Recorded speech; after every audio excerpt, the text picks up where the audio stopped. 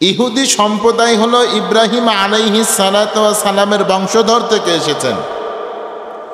ইব্রাহিম আলাইহিস সালাতু ওয়াস সালামের স্ত্রী ছিল দুইজন, একজনের নাম হলো সারা আলাইহিস সালাম, দ্বিতীয় জনের নাম হলো হাজার আলাইহিস সালাম। দুইজন স্ত্রীর মধ্যে থেকে দুইটা সন্তান এসেছেন। প্রথম সন্তান এসেছেন হাজার আলাইহিস সালামের পক্ষ থেকে ইসমাইল আলাইহিস সালাম, আর দ্বিতীয় সন্তান এসেছেন ইসহাক আলাইহিস সালাম সারা আলাইহিস সালামের থেকে। দুইটা সন্তান থেকে দুইটা গোত্র ভাগ হয়ে গিয়েছে।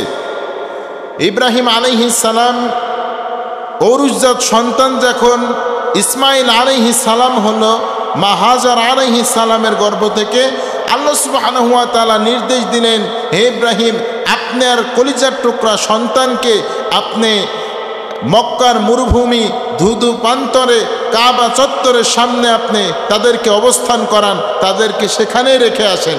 আল্লাহ সুবহানাহু ওয়া তাআলার কথা শুনে তার সন্তানকে সেখানে রেখে আসলেন। আর সারা আলাইহিস সালামের সন্তান যেটা ইসহাক আলাইহিস সালাম হয়েছিলেন, নবী ইসহাক, আল্লাহ সুবহানাহু ওয়া তাআলার কথা অনুযায়ী তিনি প্যালেস্টাইন অর্থাৎ যেখানে এখন যুদ্ধ হচ্ছে এই প্যালেস্টাইনে তিনি তার সন্তান এবং তার স্ত্রী সারা আলাইহিস সালামকে রেখে দিলেন। সারা আলাইহিস সালাতু ওয়াস সালামের সন্তান ইসহাক আলাইহিস সালাতু ওয়াস সালাম। তাহলে ইসহাকের পিতার নাম হলো ইব্রাহিম আলাইহিস সালাম। ইব্রাহিম আলাইহিস সালাম এত বরকতপূর্ণ নবী, আল্লাহর হাবিব সাল্লাল্লাহু আলাইহি সাল্লাম বলছেন তিনি হলেন তোমাদের পিতা, তিনি আবুল আম্বিয়া, তিনি সকল নবীর পিতা। সুবহানাল্লাহ, তিনি এত বরকতপূর্ণ একজন নবী। আল্লাহ সুবহানাহু ওয়া তাআলা তার মাধ্যম দিয়ে কাবা ঘর নির্মাণ করিয়েছেন, তার মাধ্যম দিয়ে উজিয়ালি বাইতিউ লিন্নাস, আল্লাহ সুবহানাহু ওয়া তাআলা প্রথম ঘর মানুষের জন্য ইবাদত কেন্দ্র হিসাবে এই ইব্রাহিম আলাইহিস সালাম আর তার সন্তান ইসমাইল আলাইহিস সালামের মাধ্যম দিয়ে আমাদেরকে তৈরি করে দেখিয়ে দিয়েছেন। প্রিয় ভাইরা আমার, সর্বপ্রথম এরপর আল্লাহ সুবহানাহু ওয়া তাআলা তাদেরকে দিয়ে হজের জন্য ডাক দিয়েছেন, তাদেরকে দিয়ে কাবা ঘর পরিষ্কার করেছেন, পরিচ্ছন্ন করেছেন, আবার তাদেরকে দিয়েই কাবা ঘরের সামনে আল্লাহর নাম উচ্চারণ করেছিলেন। তিনি কে? তাহলে একটি সন্তানকে দিয়ে আল্লাহ সুবহানাহু ওয়া তাআলা কাবা ঘরের আবাদ করেছেন, আর দ্বিতীয় যে সন্তান ইসহাক আলাইহিস সালাম তাদেরকে বাইতুল মাকদিস, আমরা পড়ি না সুবহানাল্লাযী আসরা বিআবদিহি লাইলাম মিনাল মাসজিদিল হারামি ইলাল মাসজিদিল আকসা, সেই পবিত্র সত্তা তিনি বরকতপূর্ণ রাতে তার প্রিয় নবী মুহাম্মদ সাল্লাল্লাহু আলাইহি সাল্লামকে বাইতুল্লাহর সামনে থেকে বাইতুল হারামের সামনে থেকে বাইতুল মাকদাস পর্যন্ত ভ্রমণ করেছিলেন। সে বাইতুল মাকদাসকে পরিদর্শন করছিলেন, বাইতুল মাকদাসকে দেখে রাখছিলেন, যার সংস্পর্শে ইব্রাহিম আলাইহিস সালাতু ওয়াস সালামের একটি সন্তান ছিলেন, তার নাম হলো ইসহাক আলাইহিস সালাম। তারা শাম দেশের মধ্যে বসবাস করত। ইব্রাহিম আলাইহিস সালাতু ওয়াস সালামের বংশধররা। এরপরে তিনি সন্তানকে একজনকে পাঠালেন প্যালেস্টাইনে, আরেকজন পাঠালেন কাবা ঘরের সামনে কাবা চত্বর অর্থাৎ মক্কার ধুধু মরুভূমির মধ্যে পাঠালেন। দুইটা সন্তান দ্বারা দুই রকম আবাদ হওয়া শুরু হলো। সুবহানাল্লাহ পড়বেন না? আল্লাহ সুবহানাহু ওয়া তাআলা এমনি বলে নাই আবুল আম্বিয়া, সকল নবীর পিতা। আল্লাহ সুবহানাহু ওয়া তাআলা কোরআনের মধ্যে ইব্রাহিম আলাইহিস সালাতু ওয়াস সালামকে এমনি বলে নাই, এই কারণে বলেছেন ইব্রাহিম আলাইহিস সালাতু ওয়াস সালামের পক্ষ থেকে দুইটা সন্তান। মনে রাখবেন, শেষে আপনাকে আবার প্রশ্ন করা হবে, ইব্রাহিমের সন্তান কয়টি? দুইটি। প্রথম সন্তান ইসমাইল, দ্বিতীয় সন্তান হলো ইসহাক আলাইহিস সালাম। ইসহাক আলাইহিস সালামের পক্ষ থেকে নবী ঈসা আলাইহিস সালাম পর্যন্ত 570 খ্রিস্টাব্দ পর্যন্ত সকল নবী রাসূল এই বংশ সিলসিলায় এসেছেন। আর নবী ইসমাইল আলাইহিস সালাতু ওয়াস সালামের বংশধরের মধ্যে কোনো নবী নাই, শুধু সর্বশেষ নবী, আখিরি নবী, পিয়ারা নবী মুহাম্মদুর রাসূলুল্লাহ সাল্লাল্লাহু আলাইহি ওয়াসাল্লাম 570 খ্রিস্টাব্দের পরে তিনি জন্মগ্রহণ করেছেন। সুবহানাল্লাহ পড়েন। তিনি জন্মগ্রহণ করেছেন। তো ইসহাক আলাইহিস সালাতু ওয়াস সালামের সন্তান হলো ইয়াকুব আলাইহিস সালাম। দেখেন ইহুদিদের বংশ কিভাবে বিস্তার হচ্ছে। তাহলে ইসহাক আলাইহিস সালামের সন্তানের নাম হলো ইয়াকুব আলাইহিস সালাম। ইয়াকুব আলাইহিস সালামের আরেকটি নাম হলো ইসরাইল। নাম কি? তাহলে নবী ইয়াকুব আলাইহিস সালামের নাম দুইটি, একটার নাম হলো ইয়াকুব, আরেকটি নাম হলো ইসরাইল। ইহুদিরা এই ইসরাইলকে লক্ষ্য করে তাদের নামকে হাইলাইট করে নাম রেখেছেন ইসরাইল। তার মানে কি? নবীর নামে নাম ইসরাইল রেখেছেন তারা। এরপরে ইয়াকুব আলাইহিস সালাতু ওয়াস সালামের সন্তান ছিল 12টি। কয়টি? 12 জন সন্তান। আমরা অনেকেই ভাবি যে মনে হয় ইয়াকুব আলাইহিস সালামের সন্তান 11 জন। আসলে 11 জন না, আমরা আসলে শুনে অভ্যস্ত যে 11 জন সন্তান তার ভাইকে কূপে নিক্ষেপ করেছে, এটা আমরা শুনে অভ্যস্ত। আসলে তা নয়। যখন ইয়াকুব আলাইহিস সালামের সন্তান স্বপ্নে দেখলেন নবী ইউসুফ আলাইহিস সালাম, হে আমার পিতা, আমি স্বপ্নে দেখেছি 11টি তারকা এবং একটি চাঁদ। যখন তিনি এই স্বপ্ন দেখলেন তার পিতা বললেন, তুমি এই স্বপ্ন তোমার অপর ভাইকে বর্ণনা করে শোনাবে না।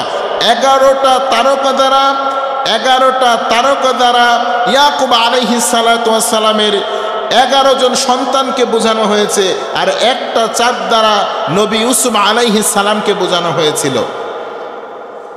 তার সন্তানদের মধ্যে ইউসুফ আলাইহিস সালাম, এরপরে বেনিয়ামিন, এরপরে ইহুদা নামে একজন সন্তান ছিল।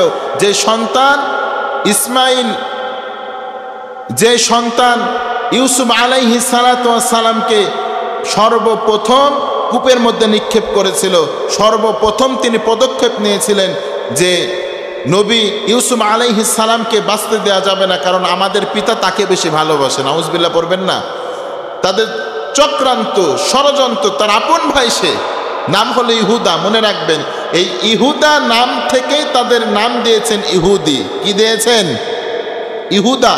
তাহলে ইয়াকুব আলাইহিস সালাতু ওয়াস সালামের সন্তান ছিল 12 জন। কয়জন? 12টি সন্তানের মধ্যে আল্লাহ সুবহানাহু ওয়া তাআলা একজনকে নবী বানালেন, তার নাম হলো ইউসুফ আলাইহিস সালাম। তিনি মিশরের খাদ্যমন্ত্রী ছিলেন। এরপরে বেনিয়ামিন, তার মায়ের গর্ভ থেকে আসা সন্তান, তিনি আপন ভাই। এরপরে ইহুদা, সব থেকে বেশি চালাক, চক্ষুষ, আর মানুষকে ঠগানোর দিক থেকে নাম্বার 1 ছিল ইহুদা। ইহুদিদের কালচার আর ইহুদা সন্তানের কালচারের সাথে কিছুটা মিল আছে না নাই? দেখেন, নাম চুইস করে তারা রাখলো, তাদের নাম হলো ইহুদা, ইহুদি সম্প্রদায়। তাহলে ইহুদি নাম ইয়াকুব আলাইহিস সালাতু ওয়াস সালামের একজন সন্তান থেকে নেয়া। আর ইসরাইল, আমরা যেটা বলছি, এই ইসরাইল নামটাও ইয়াকুব আলাইহিস সালামের একটি নাম, যার নাম হলো ইয়াকুব, যার নাম হলো ইসরাইল। প্রিয় ভাইরা আমার, এই যে সেই সম্প্রদায়গুলো কোথায় থেকে আসলো, কিভাবে আসলো, আজকে তারা এমনভাবে ডানা বিস্তার করেছে, তাদের সামনে কোনো মানুষ টিকতে পারছে না। তাদের ষড়যন্ত্রের সামনে মানুষগুলো টিকে দাঁড়িয়ে থাকতে পারছে না। তাদের কৌশলের সামনে, তাদের কৌশল শুধু আজকের না, তাদের কৌশলকৃত এই কার্যকলাপগুলো অনেক আগের, হাজার হাজার বছর আগে, অনেক আগের তাদের কৌশল। তাদের নবীগুলো যে কৌশলে রাজত্ব চালিয়েছে, তারা সেইভাবে গোটা পৃথিবীতে রাজত্ব চালাতে চায়। ইহুদিদের মধ্যে অনেক রাজা বাদশা ছিল যারা রাজত্ব করেছেন গোটা পৃথিবীতে। তাদের মনের আশ্বাস, তাদের মনের আকাঙ্ক্ষা, তারা যদি গোটা পৃথিবীর রাজা হতে পারে, গোটা পৃথিবীর কিং হতে পারে, তাহলে আমরা কেন পারবো না? কারণ আমাদের মধ্যে থেকেই তো তারা রাজা হয়েছিল, আমাদের ইহুদি সম্প্রদায়ের মধ্যে থেকেই তো তারা গোটা পৃথিবীকে শাসন করেছে, গোটা পৃথিবীর রাজা ছিল, আমরা কেন পারবো না? তাদের মূল লক্ষ্য, মূল প্রশ্ন এটা তাদের। এই জন্য গোটা পৃথিবীর মানুষকে পায়ের তলে পিষ্ট করে তারা গোটা পৃথিবীর মানুষের মাথার উপরে ছড়ি ঘোরাতে চায়। প্রিয় ভাইরা আমার, যখন তারা ইউসুফ আলাইহিস সালাতু ওয়াস সালামকে কূপের মধ্যে নিক্ষেপ করলেন, ইহুদা তার ভাই ইহুদার ব্রেনের কাছে সকল ভাই পরাজিত হয়ে গেল, ইহুদির কথাকে মেনে নিল। যখন ইউসুফ আলাইহিস সালামকে কূপের মধ্যে নিক্ষেপ করলো, এরপর একজন বণিক দল তাদেরকে ইউসুফ আলাইহিস সালামকে তুলল। তোলার পরে বণিক দল যখন তাকে নিয়ে যেতে চাইলো, সে বলল, এটা আমাদের কৃতদাস, এটা আমাদের গোলাম পড়ে গিয়েছে, আমরা তাকে বিক্রি করতে চাই, আমরা তাকে বিক্রি করতে চাই। যখন তাকে বিক্রি করে দিল দেরহামের বিনিময়, তাকে নিয়ে দেখেন তার বাসা কিন্তু প্যালেস্টাইন। এখন যে জায়গায় ইহুদিরা বেশি হত্যাযোগ্য হামলা চালাচ্ছে, দখলের জন্য পায়তারা করছে, এই জায়গাতেই নবী ইউসুফ আলাইহিস সালামের জন্ম। তার পিতা ইসরাইল আলাইহিস সালামের জন্ম। এই জায়গাতেই নবী ইব্রাহিম আলাইহিস সালামের বসবাস, এই জায়গাতেই নবী ইসহাক আলাইহিস সালামের জন্ম, এই জায়গাতেই আমাদের নবীর যিনি ভাই যাকে বলা হয় নবী ইসমাইল আলাইহিস সালামের জন্ম, এই জায়গা থেকে তাদের জন্ম বিস্তার করছেন। ইসমাইল আলাইহিস সালামের জন্মের বংশধর হিসেবে নবী মুহাম্মদ সাল্লাল্লাহু আলাইহি ওয়াসাল্লামের জন্ম হয়েছেন মক্কায় এসে। তারা স্থানান্তরিত হয়েছেন, তার মানে কি ইসমাইলকে পাঠানো হয়েছে মক্কায়, আর নবী ইসহাক আলাইহিস সালামকে সেখানে রাখা হয়েছে যেখানে তার জন্ম।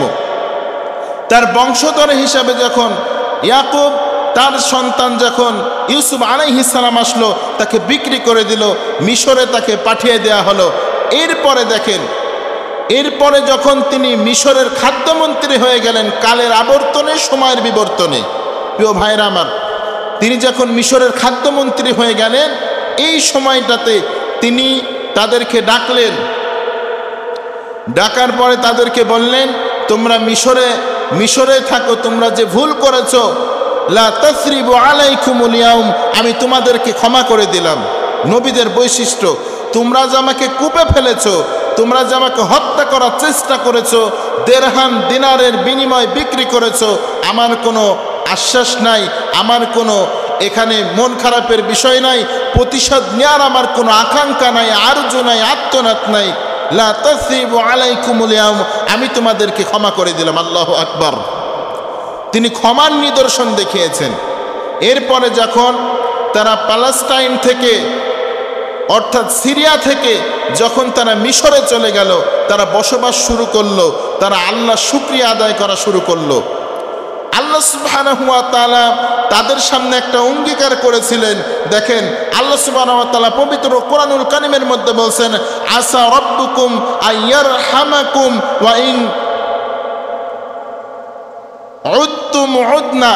আল্লাহ সুবহানাহু ওয়া তাআলা বললেন, তোমরা আমার নিয়ামতের শুকরিয়া আদায় করো, আশা করা যায় আমি সুবহানাহু ওয়া তাআলা তোমাদেরকে উদনা এত পরিমাণ নিয়ামত দেব, যদি তোমরা বেশি আমাকে আমার কথা অনুযায়ী, আমার অঙ্গীকার অনুযায়ী আমল করতে পারো, তো আমার রহমত তোমাদের জন্য বেশি করে দেব। আর যদি তোমরা আমার নিয়ামতের শুকরিয়া অর্থাৎ ইবাদতের ক্ষেত্রে বেশি অগ্রসর হতে না পারো, তাহলে এটা মনে রেখো, তোমরা ধ্বংস হয়ে যাবা। ঘোষণাটা কার? আল্লাহ সুবহানাহু ওয়া তাআলা এত নিয়ামত দিয়েছেন তাদেরকে। আল্লাহ রাব্বুল আলামিন পবিত্র কোরআনুল কারীমের মধ্যে বলছেন, ইয়া বানি ইসরাঈল যকুরু নি'মাতি আল্লাতী আন'আমতু আলাইকুম নি'মাতি ওয়া রাদিতু লাকুমুল। আল্লাহ রাব্বুল আলামিন বলছেন, ইয়া বানি ইসরাঈল যকুরু নি'মাতি আল্লাতী আন'আমতু আলাইকুম ওয়াউফু বিআহদি ওয়াফি বিআহদিকুম ওয়া ইয়্যায়া ফারহাবুন। ও বনি ইসরাঈলেরা, ও ইহুদিরা, তোমাদেরকে যে নিয়ামত দিয়েছি, এই নিয়ামতের কথা স্মরণ করো। তোমরা আল্লাহর শুকরিয়া আদায় করো, আল্লাহকে তোমরা শুকরিয়া আদায় করো, তোমরা আল্লাহর অঙ্গীকারকে পূরণ করো, আমি আল্লাহ তোমাদের অঙ্গীকার পূরণ করব। ঘোষণাটা কার? আল্লাহ রাব্বুল আলামিন বললেন, আমি যে অঙ্গীকার তোমাদেরকে দিয়েছি, আমি আল্লাহ রাব্বুল আলামিন যে নিয়ামত তোমাদেরকে দিয়েছি, সেই নিয়ামতকে যদি তোমরা স্মরণ করতে পারো, এই নিয়ামতকে যদি স্মরণ করতে পারো, আর এই নিয়ামতকে স্মরণ করে যদি ইবাদত করতে পারো, আমি আল্লাহ রাব্বুল আলামিন অঙ্গীকার করেছে আরো নিয়ামত দিয়ে দেব। তারা এই কথাকে স্মরণ করে দিচ্ছেন স্বয়ংকে। আল্লাহ রাব্বুল আলামিন বলছেন, ও ইহুদি, ইয়া বনি ইসরাঈল আযকুরু নি'মাতি আল্লাতী আন'আমতু আলাইকুম, ও ইহুদিরা, ও ইয়াকুবের সন্তানরা, তোমরা শুনে নাও, তোমাদেরকে যে নিয়ামত দিয়েছিলাম, প্রথম নাম্বার নিয়ামত, তোমরা ছিলে ক্ষুধার্ত, তোমরা গরিব ছিলে, তোমরা ছাগলের রাখাল ছিলে, তোমাদের বংশ থেকে আমি আল্লাহ রাব্বুল আলামিন শাম দেশ থেকে মিশরের কিং বানিয়েছি, ইউসুফের মাধ্যম দিয়ে রাজ্য ক্ষমতা তোমাদের হাতে দিয়ে দিলাম। শুকরিয়া আদায় করতে হবে কার? আল্লাহ রাব্বুল আলামিন বললেন, ইয়া বনি ইসরাঈল আযকুরু নি'মাতি আল্লাতী আন'আমতু আলাইকুম, ও ইহুদি, ও ইউসুফের বংশধর, তোমরা দ্রুত আল্লাহর শুকরিয়া আদায় করো, তোমরা আল্লাহর সেই নিয়ামতের দিকে শুকরিয়া আদায় করো, মনোনিবেশন করো। যখন তোমরা ছিলে রাখাল, তোমাদেরকে কেউ দান দিত না, তোমাদের পেটে খাবার ছিল না, আমি আল্লাহ শুকরিয়া আদায়ের জন্য তোমাদেরকে এমন রাজত্ব দান করলাম। মিশরের সর্বপ্রথম যে রাজত্ব গঠন হয়েছিল, সেই রাজত্বের প্রধান তোমাদেরকে নেতা বানিয়ে দিলাম। শুধু শুকরিয়া আদায় করার কারণে শুকরিয়া আদায় করো, শুকরিয়া আদায় করো না কেন? আল্লাহ সুবহানাহু ওয়া তাআলা এই কথাগুলোই বলছেন। তাদেরকে কত নিয়ামত দিয়েছেন, আর কতবার তারা অস্বীকার করেছে, আর কতবার ক্ষমা করেছে আল্লাহ রাব্বুল আলামিন, এই কথাটা বারবার কোরআনের মধ্যে তুলে ধরেছেন। উদনা উদনা, আল্লাহ রাব্বুল আলামিন বলছেন, আমার অঙ্গীকার পূরণ করো, আমি তোমাদের অঙ্গীকার পূরণ করব। আরে আল্লাহর অঙ্গীকার কেমন ছিল? আল্লাহ বলছেন, তোমরা যদি আমার ইবাদত করতে পারো, গোটা পৃথিবীর যত রহমত আছে তোমাদের হাতে আমি আল্লাহ তুলে দেব। এই অঙ্গীকার আল্লাহর, তাই করেছেন। অঙ্গীকার দেখেন, যখন তারা মিশরে যাওয়ার পরে রাজ্য ক্ষমতা হাতে পেল, সর্বপ্রথম তারা অপব্যবহার ক্ষমতার শুরু করলো। তারা কি শুরু করলো? মানুষের উপর জুলুম নির্যাতন শুরু করলো। মানুষের থেকে উচ্চ দামে ক্রয় বিক্রয়কে বন্ধ করে তারা কৃষকের কাছ থেকে নিম্ন দামে ক্রয় করে উচ্চ দামে বিক্রি করা শুরু করলো। তারা মানুষের উপর জুলুম, অত্যাচার, নির্যাতন, নিপীড়ন শুরু করলো। আল্লাহ রাব্বুল আলামিন বলছেন, এমন শাসক তোমাদের উপর আমি নাজিল করব, যার ভার গ্রহণ করা তোমাদের পক্ষে সম্ভব না। আল্লাহ রাব্বুল আলামিন মিশরের স্বৈরা শাসক এই ফেরাউনকে তাদের শরীরের উপরে, তাদের ঘাড়ের উপরে চাপিয়ে দিল। পরে নাউজুবিল্লাহ, তারা যখন মানুষের উপরে জুলুম করলো, আল্লাহ রাব্বুল আলামিন স্বৈরা শাসক ফেরাউনকে তাদের ঘাড়ের উপরে চাপিয়ে দিল। তারা এবার আল্লাহর কাছে দোয়া শুরু করেছেন, আল্লাহ, আমরা তো সহ্য করতে পারি না, আল্লাহ এই ফেরাউনের হাত থেকে আমাদেরকে বাঁচাও। দেখেন আল্লাহ কত ক্ষমাশীল, তিনি কত দয়ালু, তিনি কত গফিরুল যাম কাবিলুত তাউফ, তিনি কতটা দয়ালু হলে এত বড় শাস্তির পরেও আল্লাহ রাব্বুল আলামিন তাদের তওবা কবুল করে আল্লাহ রাব্বুল আলামিন বললেন, তোমাদের মধ্যে এমন একটা সন্তান পাঠাবো, যিনি হবেন নবী, যিনি হবেন মাসিহ, যিনি তোমাদেরকে মুক্তির পথ দেখাবেন। আল্লাহু আকবার পড়েন। তার নাম হলো মুসা আলাইহিস সালাম। এইদিকে ফেরাউন স্বপ্ন দেখেছে, ফেরাউন দেখছে একটা আগুনের কুণ্ডলী তাকে তাড়া শুরু করেছে, ডান দিক থেকেও তারে, বাম দিক থেকেও তারে, পূর্ব দিক থেকে তেরে পশ্চিম দিকে নিয়ে যায়। ফেরাউন এই দিকে ভয় পেয়ে কান্না শুরু করেছে, আর তার প্রধান সেনাপতিকে ডেকে বলছেন, সেনাপতি, ঘুম তো আসতে পারি না, আগুনের কুণ্ডলী এসে আমার একটু পুড়িয়ে দিতে চাই, আমারে হত্যা করতে চাই, ব্যাপার তো বুঝি না। স্বপ্নের তাবির করা হলো, ফেরাউনকে বলা হলো, ফেরাউন, রাজ্য ক্ষমতা তুমি চালিয়েছ, এই অরাজকতার মধ্যে থেকে না ইনসাফের জন্য তোমাকে ক্ষমতায় বসানো হয়েছিল, আজকে ক্ষমতা তোমার আর টিকবে না। বনি ইসরাঈলরা দোয়া শুরু করেছে, এই দোয়ার বরকতে এমন একজন নবী, এমন একজন রাসূলকে আল্লাহ রাব্বুল আলামিন প্রেরণ করবেন। এই নবী এবং রাসূল আসার পরে তোমার এই ক্ষমতাকে খণ্ড বিখণ্ড করে ধুলায় পরিণত করবেন। পড়েন আল্লাহু আকবার। আল্লাহ রাব্বুল আলামিন এমন একজন রাসূল পাঠাবেন, নাম দিবেন মূসা আলাইহিস সালাম। রাগী একজন নবী, ক্ষমতাধর একজন নবী, শক্তিশালী কওয়াত বিশিষ্ট একজন নবী আসবেন, তোমার ক্ষমতাকে শেষ করে ফেলবেন। বনি ইসরাঈলরা আবার মাথা তুলবেন। তারা আল্লাহর অঙ্গীকারকে তারা ব্যক্ত করেছেন, শুকরিয়া আদায় করেছেন, নিয়ামতকে তারা স্মরণ করেছেন। এই জন্য আল্লাহ রাব্বুল আলামিন তাদের ক্ষমতাকে এত গুণে বৃদ্ধি করবেন, ফেরাউন তোমার কোনো ক্ষমতা তাদের সামনে টিকবে না। স্বপ্নের তাবির কারকরে ডাকা হলো, প্রধান সেনা কার্যালয় থেকে মানুষগুলোকে একত্রিত করা হলো। এই সন্তানকে দুনিয়ায় আসতে দেয়া হবে না, হত্যা করে ফেলতে হবে। আল্লাহ রাব্বুল আলামিন বললেন, ওয়া মাকারু ওয়া মাকারাল্লাহ ওয়াল্লাহু খায়রুল মাকিরিন। মানুষগুলো মক্কর করতে পারে, মানুষগুলো কৌশল আঁটতে পারে, তবে আমার আল্লাহর কৌশল হলো ভিন্ন কৌশল। আল্লাহর কৌশলের সামনে মানুষের কৌশল কাটে না। ঠিক মূসা আলাইহিস সালাম মায়ের পেটে চলে আসলেন, দুনিয়ায় ভূমিষ্ঠ হয়ে গেলেন, ফেরাউনের মাথা নষ্ট হয়ে গেল। ফেরাউন বলছেন সন্তানকে হত্যা করে ফেলো, নদীতে ভাসিয়ে দেওয়া হলো। ফেরাউনের ঘরেই মূসা আলাইহিস সালাম লালিত পালিত হলো। তাহলে মূসা আলাইহিস সালাম হলো ইহুদিদের বংশধর। মূসা আলাইহিস সালাম ইহুদি সম্প্রদায়ের মধ্যে থেকে এসেছেন নবী হিসাবে। মূসা আলাইহিস সালাম বড় হয়ে গেল। আল্লাহ বললেন, মূসা বসে থাকার সময় নাই, তুমি দ্রুত যাও, ওই মিস্টার ফেরাউনের কাছে কালেমার দাওয়াত নিয়ে যাও। ফেরাউনের কাছে কালেমার দাওয়াত নিয়ে যাও। দেখেন এবার খেলা জমছে। যখন তিনি কালেমার দাওয়াত নিয়ে যেতে বললেন, মূসা আলাইহিস সালামের কাছে, মূসা আলাইহিস সালাম ফেরাউনের কাছে কালেমার দাওয়াত নিয়ে গেলেন। তিনি কালেমার দাওয়াত যখন পেশ করলেন, তার পূর্বে আল্লাহর কাছে যে দোয়া মূসা আলাইহিস সালাম করেছেন, আল্লাহ আমার ক্বালা রাব্বি ইশরাহ লি সাদরি ওয়া ইয়াসসির লি আমরি ওয়াহলুল উকদাতাম মিন লিসানি ইয়াফকাহু কওলি, এই যে আল্লাহর কাছে দোয়া করলেন, আল্লাহ আমার সিনাকে প্রশস্ত করে দাও, মুখের জড়তা দূর করে দাও। এই যে আল্লাহর কাছে দোয়া করলেন, আল্লাহর কাছে যেই দোয়া করেছেন মূসা আলাইহিস সালামের দোয়া আল্লাহ কবুল করেছেন কি করেন নাই?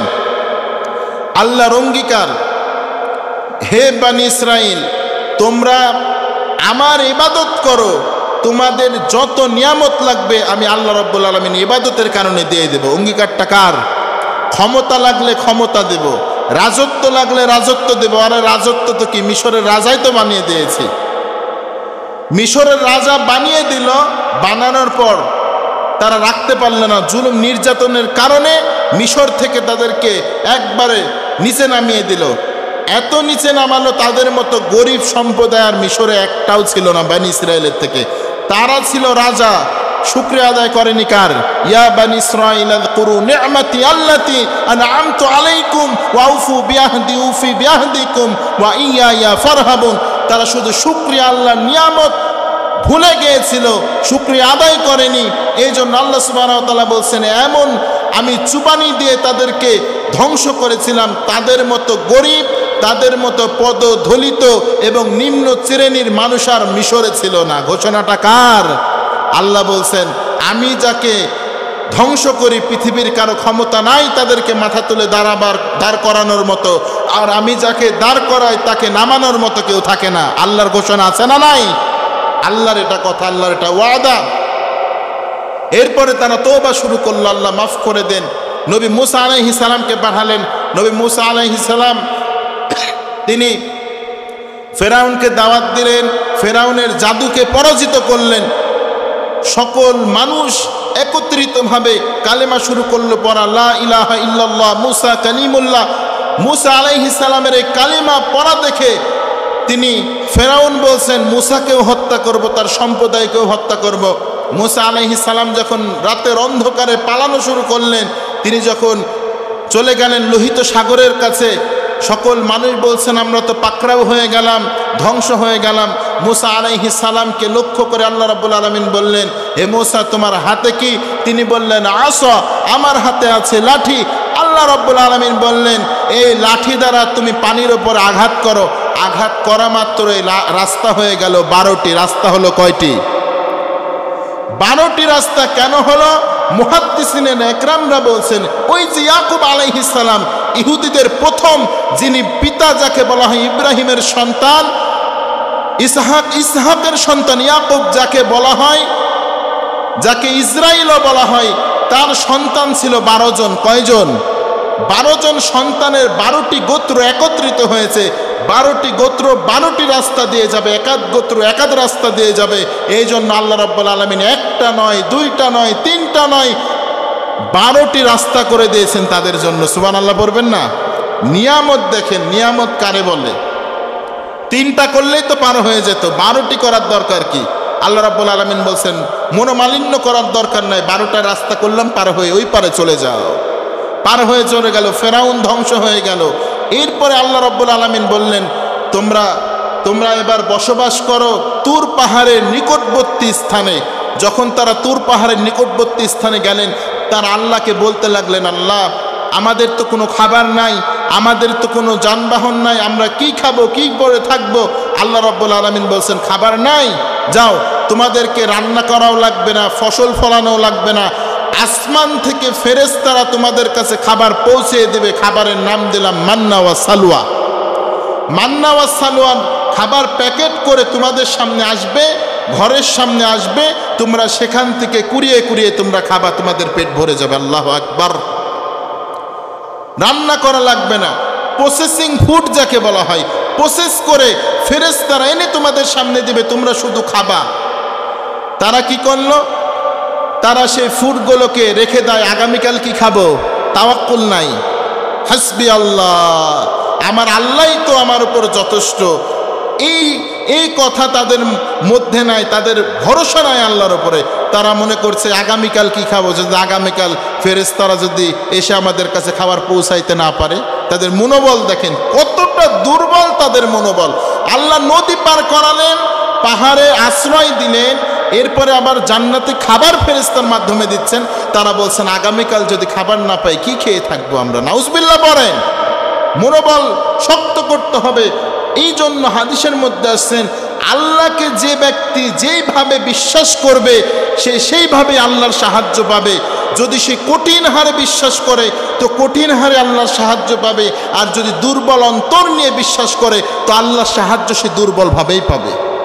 আল্লাহর হাবিব সাল্লাল্লাহু আলাইহি ওয়াসাল্লামের কথা, তারা দুর্বলভাবে বিশ্বাস করেছেন আল্লাহর কথাকে। এরপরে তারা গরুর মূর্তি পূজা শুরু করলো। তিনি যখন তাওরাত কিতাব নিতে গেলেন পাহাড়ের ওপরে, এরপরে তার ভাই হারুন আলাইহিস সালাম নবী হিসাবে তাদের কাছে অবহিত ছিলেন। এরপরে মুসা আলাইহিস সালাম এসে তাদের দাড়িকে ধরে বললেন, তুমি কি জন্য তাদেরকে গরুর মূর্তি পূজা করতে দিলা? তারা কিন্তু দেখেন শুধু সামান্য একটি সময় শুধু তাদের নবী তাদের কাছে ছিল না, গরুর মূর্তি পূজা করা শুরু করে দিয়েছে তারা। আর আমাদের কাছে নবী কত বছর ধরে নাই? আমাদের নবী প্রায় 1500 বছর ধরে আছি, এরপরেও কি আমরা হকের উপরে টিকে নাই? আমরা কি মূর্তি পূজা করতে গিয়েছি? যারা করছে তো তারা করছে, কিন্তু মুসলমানেরা মূর্তি পূজা করে না। চিল্লাই বলেন ঠিক কিনা? তবে মুসলমানের মধ্যে মূর্তি পূজাকে ঢুকানোর জন্য ইন্ডিয়া চেষ্টা করেছে, কিন্তু তারা ব্যর্থ হয়েছে, পরাজিত হয়েছে। তারা মুসলমানের ঈমানকে হরণ করে টিকে থাকতে পারে নাই। ঠিক কিনা প্রিয় ভাইরা আমার? মূর্তি পূজা মানুষকে কত ধ্বংস করে। যখন এই কথা বলল, তখন তাদের কাছে যেই জায়গায় গজব নাজিল হবেন, যেই জায়গায় পাপ বেশি হবে, সেখানে গজব নাজিল হওয়ার একটি স্থানে পরিণত হয়। আল্লাহ রাব্বুল আলামিনের হুকুমে বললেন, ওই আল মসজিদুল হারাম আল মসজিদুল আকসা, যে মসজিদুল আকসাকে কেন্দ্র করে আজকে ফিলিস্তিনবাসীর সাথে গন্ডগোল, ঝগড়া, মারামারি, এই মসজিদুল আকসা তোমাদেরকে বিজয় করতে হবে, বনি আমালিকা সম্প্রদায়ের সাথে যুদ্ধ করতে হবে। তখন বনি ইসরায়েলের সেই লোকগুলো কি বলেছিল জানেন? তারা বলছেন, ইযহাব আনতা ওয়া রাব্বুকা ফাকাতিলা ইন্না হাহুনা কাঈদুন। হে মুসা, আমরা এখানে বসে থাকলাম, আমালিকা সম্প্রদায়ের কাছে তোমরা যুদ্ধ করো, তোমার রব এবং তুমি যুদ্ধ করো, আমরা তাদের সামনে টিকতে পারবো না। আমালিকা সম্প্রদায় এত শক্তিশালী, তাফসিরের মধ্যে এসেছেন তারা যদি পাথরের উপরে, বড় পাথরের উপরে দাঁড়িয়ে পেশাব করতো তো পাথর ফুটা হয়ে পেশাব অন্য পাশ দিয়ে বের হয়ে যেত, এত শক্তিশালী ছিল। তারা এক একটা দিন নাস্তা করতে এক একটা উট খেয়ে নিত। আল্লাহু আকবার। মুসা আলাইহিস সালাতু ওয়াস সালাম অল্প কিছু সংখ্যক মানুষদেরকে নিয়ে তিনি লোহিত সাগর পার হয়ে যুদ্ধ করে বিজয় লাভ করলেন। তিনি বিজয় লাভ করলেন। এরপরে তাদের সামনে যখন তারা এই কথা বলল যে আমরা যুদ্ধ করতে পারবো না, তুমি এবং তোমার আল্লাহ রব, ইযহাব আনতা ওয়া রাব্বুকা ফাকাতিলা, তুমি এবং তোমার রব যুদ্ধ করো। আল্লাহ রাব্বুল আলামিন এই কথা সহ্য করতে পারলেন না, তাদের থেকে আবার নিয়ামত ছিনিয়ে নিলেন। এই যে আল্লাহ বললেন ইয়া বানি ইসরাঈল আযকুরু নি'মাতি আল্লাতী আন'আমতু আলাইকুম, আরে আমি যে নিয়ামত দিয়েছি সেই নিয়ামত তোমরা দেখো, স্মরণ করো, শুকরিয়া আদায় করো, বৃদ্ধি করব। তারা শুকরিয়া আদায় করে নাই, স্মরণও করে নাই। আল্লাহ কেড়ে নিয়ে এমন একটা উত্তপ্ত মরুভূমির মধ্যে তাদেরকে ছেড়ে দিলেন। মেঘ নাই, শুধু রোদ। তারা পাগলের মতো খালি ঘুরে, ওমা হুম বিসুকারা, তারা মদ পানকারীর মতো শুধু হেলে ঢুলে মৃত্যু অবধারিত জেনেও তারা ঘোরা শুরু করেছে পাগলের মতো। 1 বছর নয়, শাস্তি 40 বছর পেয়েছে। 40 বছর পাওয়ার পর ইহুদিদের ব্রেনের মধ্যে এসেছে, আরে আমাদের রব ইতিপূর্বে এত গুনাহ করলাম, মাফ করলে এবারও মাফ করবে, আবার তওবা শুরু করেছে। তিনি তো গফিরুদ্দাম, তিনি তো ক্ষমাকারী, তিনি ক্ষমা করবেন। তার কাছ থেকে যখন ক্ষমা চাইলো, ক্ষমা চাওয়ার পর বলছেন আল্লাহ আমাদের কাছে এমন একটা নবী পাঠাও যাদের মাধ্যম দিয়ে আমরা আবার প্যালেস্টাইন, আমরা মসজিদুল আকসাকে বিজয় লাভ করতে পারি, আমাদের শামকে আমরা আবার আমাদের নিয়ন্ত্রণে নিয়ে আসতে পারি। কারণ আমাদের শামে আমাদের নবী ইব্রাহিম আলাইহিস সালাতু ওয়াস সালামের সন্তানরা জন্মগ্রহণ করেছেন, আমাদের নবীরা জন্মগ্রহণ করেছেন, এই প্যালেস্টাইন আমাদের হাতে নিতে চাই। এই কথা বলে তারা আল্লাহর কাছে দোয়া করলেন, ইউশা বিন নুন আলাইহিস সালামকে তাদের পক্ষ থেকে নবী বানিয়ে দিলেন। আল্লাহু আকবার। তিনি যখন বললেন ইউশা বিন নুনকে যে আমরা তো ওই বাইতুল মুকাদ্দাস আমরা তো বিজয় লাভ করতে চাই, আমাদের নেতৃত্বে নিয়ে আসতে চাই, আল্লাহ রাব্বুল আলামিন ইতিপূর্বে আমাদের বলেছিলেন, আমরা বলেছিলাম ইযহাব আনতা ওয়া রাব্বুকা ফাকাতিলা, হে মুসা তুমি এবং তোমার রব যাও যুদ্ধ করো। আমরা বসে থাকলাম, আল্লাহ তো গজব দিল, আমাদেরকে এমন একটা শক্তিশালী কুওয়াত বিশিষ্ট অনেক বড় দেহের অধিকারী এমন একটা সেনাবাহিনী আমাদের সামনে নেতাকে প্রেজেন্ট করে, যাকে সামনে রেখে আমরা যুদ্ধে অংশগ্রহণ করতে পারি। তখন তাফসীরের মধ্যে এসেছেন তালুতকে তারা কি করলো, তাদের সামনে প্রেজেন্ট করলো। আল্লাহ রাব্বুল আলামিন বললেন তোমরা তালুতকে গ্রহণ করো। তারা বলছেন না, তালুতের তো টাকাও নাই, পয়সাও নাই, কিচ্ছু নাই, তার ক্ষমতা নাই, তারে মানবো কেন? আল্লাহ বলছেন তার শরীর আছে, তার ব্রেন আছে, ব্রেন দিয়ে তাদেরকে পরাজিত করতে পারবে, জালুত বাহিনীকে পরাজিত করতে পারবে। ঠিক তারা গ্রহণ করে নিল আল্লাহর কথা শুনে। যাওয়ার পরে তাদের শুধু 317 জন তাদের পক্ষে আছেন। ইউশা বিন নুনের পক্ষে 317 জন মানুষ রয়েছে, যুদ্ধে দাঁড়িয়েছে এত বড় বড় লোকের সামনে। আল্লাহ বলছেন যদি কম সংখ্যক লোক হয় তো আমি বড় সংখ্যক দলের বিরুদ্ধে লাগিয়ে ছোট দলকে বিজয় লাভ করাই। সুবহানাল্লাহ পড়েন। ঠিক তাই যুদ্ধ লেগে গেল। যুদ্ধের মধ্যে এই ইহুদিরাই বিজয় লাভ করলো। বিজয় দেওয়ার মালিককে আল্লাহ রাব্বুল আলামিন বিজয় দান করেছেন, তাদেরকে সুমিষ্ট পানি পান করিয়েছেন, সেখান থেকে বাইতুল মাকদাসকে তাদের হাতে দিয়ে দিলেন। এরপরেও তারা আল্লাহর সামনে এতটা নতজানু হওয়ার পরেও এতটা আল্লাহকে অস্বীকার করেছিল, তাদের ক্ষমতাকে এতটা তারা বৃদ্ধি করেছিল, তারা বলতে শুরু করলো যে এই ভূমি আমাদের কথা মতোই এই ভূমি চলবে। আল্লাহ রাব্বুল আলামিন রাগান্বিত হয়ে এমন একজন বাদশাকে নিযুক্ত করলেন ইরাক থেকে। ইরাকের বাদশা এসে এটাকে দখল করে নিয়ে তাদেরকে ইরাক থেকে জর্ডান থেকে তাদেরকে পাঠিয়ে দিয়েছিল জার্মানিতে। জার্মানিতে যখন পাঠিয়ে দিল, দেখেন ঘটনা, দেখেন জার্মানিতে পাঠিয়ে দেওয়ার এইদিকে 2000 বছর হয়ে গিয়েছে। তারা পরাজিত একজন জাতি। কিন্তু তাদের মনের মধ্যে আকাঙ্ক্ষা, আমাদের মধ্যে থেকে নবী এসেছেন দাউদ আলাইহিস সালাম। দাউদ আলাইহিস সালাম বাইতুল মাকদাসকে শাসন করেছেন, অনেক দেশ শাসন করেছেন।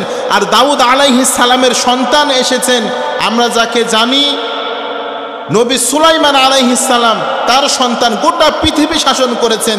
তিনি এমন একটা মুলক পেয়েছিলেন, রাজত্ব পেয়েছিলেন, যে রাজত্ব আল্লাহ রাব্বুল আলামিন দিয়েছিলেন। সূর্য যেখান থেকে উদিত হতো আর যেখানে ডুবতো সেই পরিমাণ তার শাসন চলতো, আসমান থেকে জমিন পর্যন্ত তার শাসন চলতো। ইহুদিরা বলছেন, আমাদের নবীরা যদি এত ক্ষমতামান হতে পারে, আমরা কেন ক্ষমতামান হতে পারবো না? আমরাও সেই ক্ষমতা নিয়ে গোটা পৃথিবীর মানুষকে পায়ের তলে রাখবো ধুলা করে, আর মানুষের মাথার উপর দিয়ে আমরা ছড়ি ঘুরাবো। এটাই তাদের মূল লক্ষ্য, মূল উদ্দেশ্য, এটা নিয়েই তারা আগাতে চায়। রিসার্চ করে, গবেষণা করে তাদের মূল উদ্দেশ্য এটা। তবে তাদের মূল উদ্দেশ্যটা প্রকাশিত হয়ে গেল দ্বিতীয় বিশ্বযুদ্ধে। তাদের উদ্দেশ্যগুলো প্রকাশিত হয়ে গেল দ্বিতীয় বিশ্বযুদ্ধ। তারপরে তাদেরকে যখন প্যালেস্টাইন থেকে বের করে দেয়া হলো,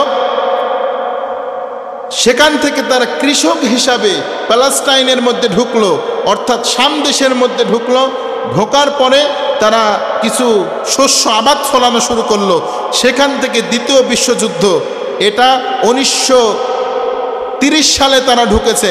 এরপরে 1947 সালে যখন দ্বিতীয় বিশ্বযুদ্ধ শুরু হলো, জার্মানের যে প্রেসিডেন্ট ছিলেন, তখন তার মূল লক্ষ্য তিনি দেখলেন ইহুদিরা গোটা পৃথিবী শাসন করতে চায়, ইহুদি জার্মান শাসন করতে চায়।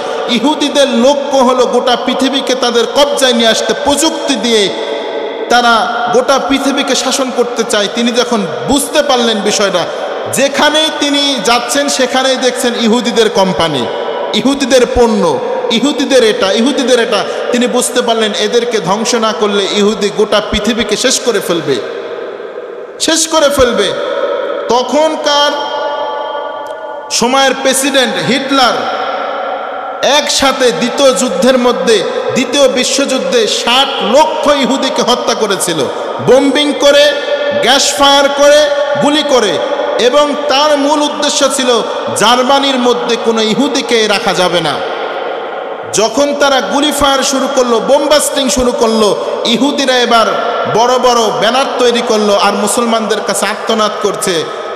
আর তাদের যে মূল স্থান প্যালেস্টাইন, এখানে এসে বলছেন আমাদেরকে নিরাশ করবেন না, আমাদেরকে তাড়িয়ে দিবেন না, আমাদেরকে একটু গ্রহণ করে আমাদেরকে আপনাদের ভাই হিসাবে আপনাদের পায়ের নিচে একটু জায়গা দেন, আপনাদের গোলামি করে আমরা থাকতে চাই। মুসলমানদের এই কথা বলেছিল তারা। ব্যানার তুলে তুলে দেখলো মুসলমানদের অন্তরে তো দয়ার সাগর, মায়ার সাগর মুসলমানরা, কারণ দয়ার মায়া দ্বারা তাদের অন্তর ভরা। তারা বললেন, আহারে জার্মানির লোকেরা তোমাদেরকে দেখতে পারে না, ভালোবাসতে পারে না, আসো আমাদের ওই যে মরুভূমির মধ্যে সিনাই পর্বতের ওই পাশে কিছু খালি জায়গা আছে, এই জায়গাতে তোমরা বসবাস শুরু করো। দেখেন ইহুদিরা কিভাবে ঢুকছে। আবার অভিশপ্ত জাতি, আল্লাহ বলছেন তাদের স্থান কোথাও হবে না, তাদের দল কোথাও নিরাপদে থাকতে পারবে না। তাদেরকে যারা সাহায্য করবে তাদেরকেই তারা ক্ষতি করবে। ক্ষতি করছে কি করছে না? আল্লাহর কথা কি ভুল হতে পারে? মুহাম্মদ সাল্লাল্লাহু আলাইহি ওয়াসাল্লাম বলছেন তাদেরকে যারা সাহায্য করবে ইহুদিরা তাদেরই ক্ষতি করবে। প্যালেস্টাইনের মুসলমানেরা, তাদেরকে ফিলিস্তিনের মুসলমানেরা বুকের সাথে ওই দিন জড়িয়ে নিয়ে তাদেরকে মরুভূমির মধ্যে স্থান করে দিল। সেখান থেকে তাদের মরুভূমির মধ্যে স্থান করে ব্যবসা শুরু করলো, বাণিজ্য শুরু করলো, করে নাম দিল ইসরায়েল। নাম কি দিল? ইউসুফ আলাইহিস সালামের পিতার নামের সাথে নাম দিল ইসরায়েল। নাম দিল ইউসুফ আলাইহিস সালামের ভাইয়ের নামের সাথে ইহুদা থেকে ইহুদি রাখলো। আজকে দেখেন যাদের কাছে তারা পায়ে হাত দিয়ে, যাদের ক্ষমা এবং ভালোবাসার মধ্য দিয়ে তাদেরকে রাখতে দিল, থাকতে দিল যে মরুভূমির মধ্যে, আজকে তাদেরকে বোমবাস্টিং করে, তাদেরকে মিসাইল হামলা করে, তাদেরকে ফায়ারিং করে তাদের দেশ থেকে বের করতে চাচ্ছে।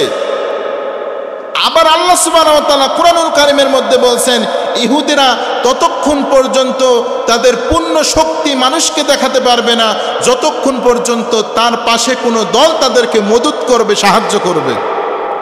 আজকে আমেরিকা তাদেরকে সাহায্য করছে কি করছে না? করছে না?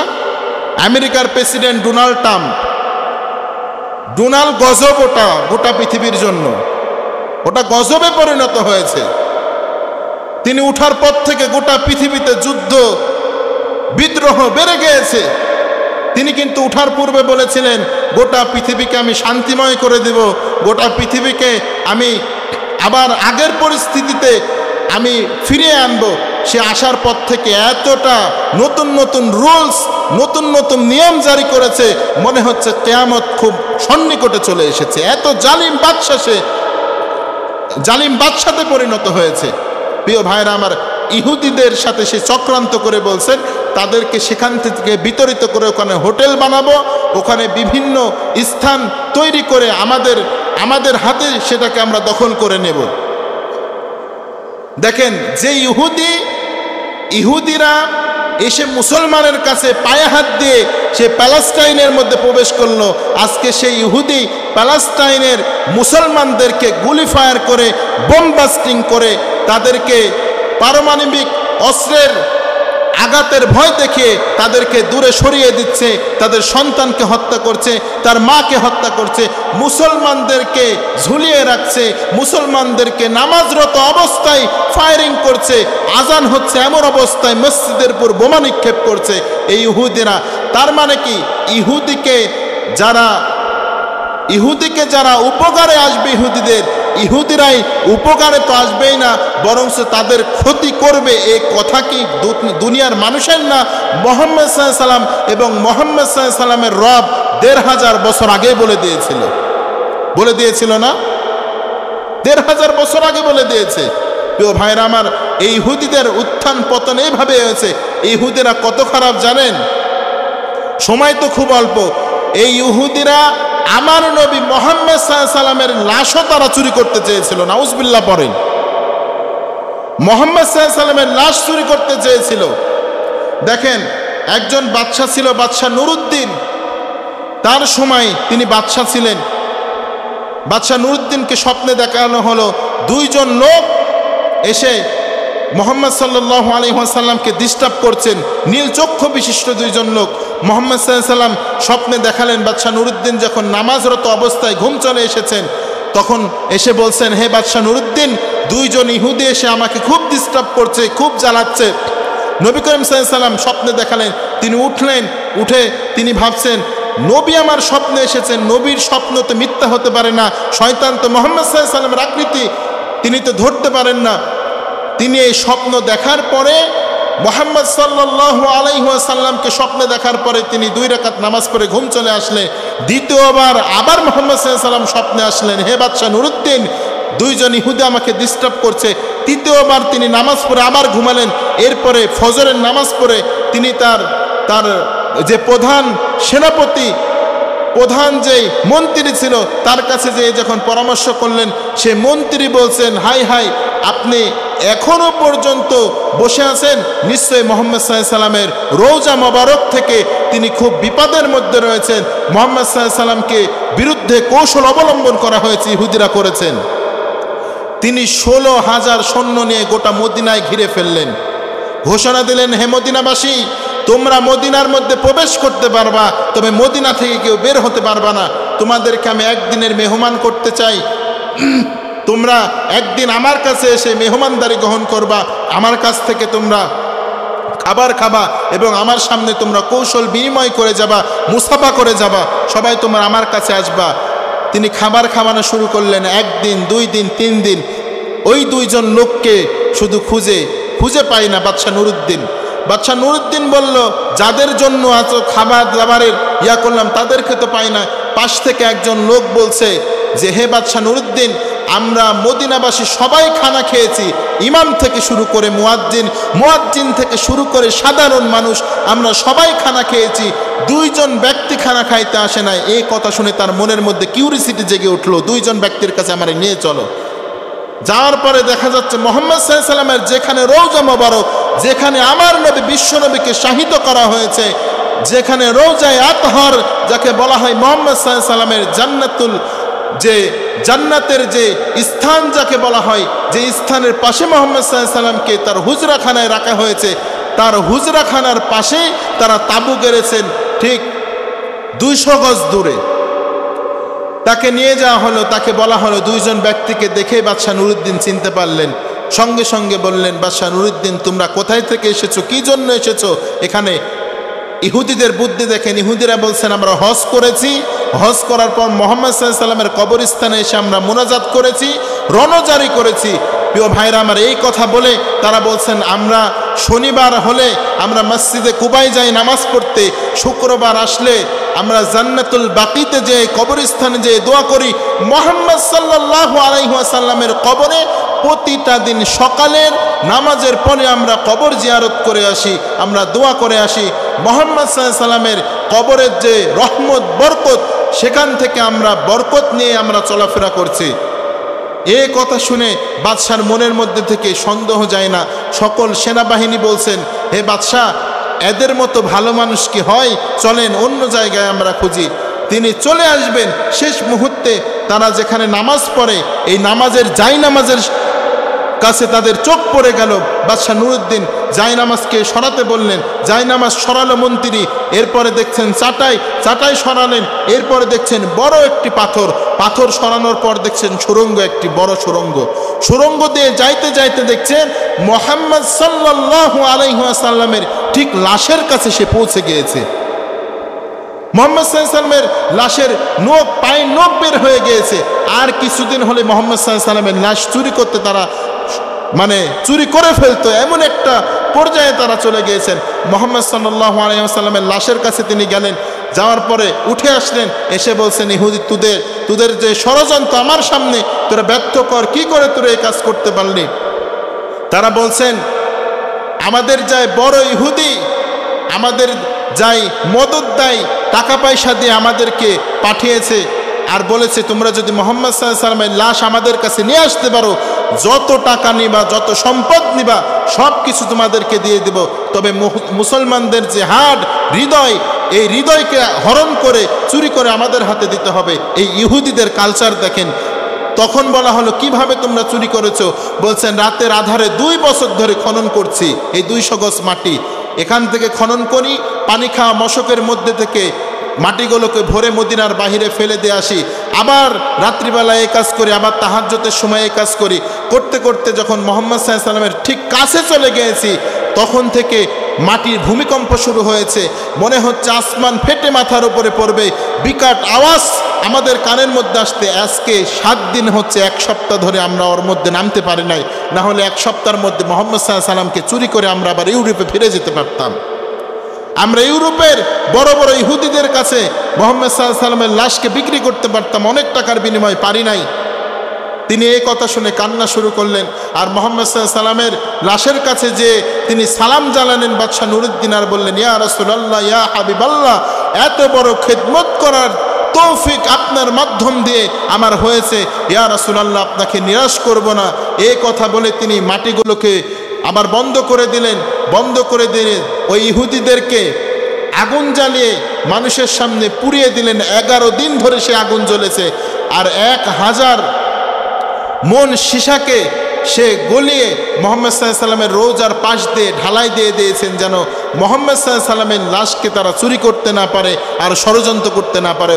প্রিয় ভাইরা আমার, শুধু মুসলমানদের ঈমান হরণ করার জন্য ইহুদিদের জন্ম হয় নাই, বরঞ্চ মুসলমানদের যে ঈমান, মুসলমানদের যে নবী মুহাম্মদ সাল্লাল্লাহু আলাইহি ওয়াসাল্লাম, তার লাশ এবং তাকেও চুরি করার জন্য, দুনিয়াতে বেঁচে থাকতে হত্যা করার জন্য চেষ্টা, এরপরে দুনিয়াতে যে মৃত্যুবরণ করেছে, এরপরেও তার লাশ চুরি করার জন্য তারা এই ষড়যন্ত্র করেছে। তাহলে ইহুদিরা কত খারাপ, বুঝতে পেরেছেন? ইহুদিদের থেকে পানাহ চাইবেন, প্যালেস্টাইনের মুসলমানদের জন্য দোয়া করবেন। আমরা তো যাইতে পারছি না, যুদ্ধে অংশগ্রহণ করতে পারছি না, তারা আমার ভাই। প্রত্যেকটা পৃথিবীতে যত মুসলমান আছে আপনার শরীরের মতো। আমার শরীরের যদি আঙ্গুলিতে ব্যথা লাগে, আমার কলিজায় ব্যথা লাগে কি লাগে না? মুহাম্মদ সাল্লাল্লাহু আলাইহি ওয়াসাল্লাম বলছেন, প্রতিটা পৃথিবীর মুসলমান হলো একটি মানুষ সমতুল্য। একদিকে ছিলে গেলে, আঘাত লাগলে কলিজায় এক জায়গায় যেন আঘাত লাগে, এই জন্য প্রত্যেকটা মুসলমানের জন্য দোয়া করবেন তো ইনশাল্লাহ। তাহলে আমরা পূর্ণ ইহুদিদের ইতিহাস কোথায় থেকে এসেছে, কোন নবীর মাধ্যমে এসেছে, তাদের মূল উদ্দেশ্য কি? তাদের মূল উদ্দেশ্য গোটা পৃথিবীকে আমরা ক্ষমতামান হিসাবে আমরা নবী সুলাইমানের মতো গোটা পৃথিবীকে রাজত্ব করব, এটা তারা চায়। রাজত্ব তারা এখন পারবে না, তবে রাজত্ব করবে কার পৃষ্ঠপোষণ্যভাবে, কার পায়ে ভর দিয়ে জানেন? দাজ্জালের সাথে তারা হাত মিলাবে, মিলানোর পরে 40 দিন গোটা পৃথিবীতে তারা রাজত্ব করবে, এরপরেই তারা ধ্বংস হয়ে যাবে ইনশাআল্লাহ। ওমা তৌফিক ইল্লা বিল্লাহ, আলাইহি তাওয়াক্কালতু ইলাইহি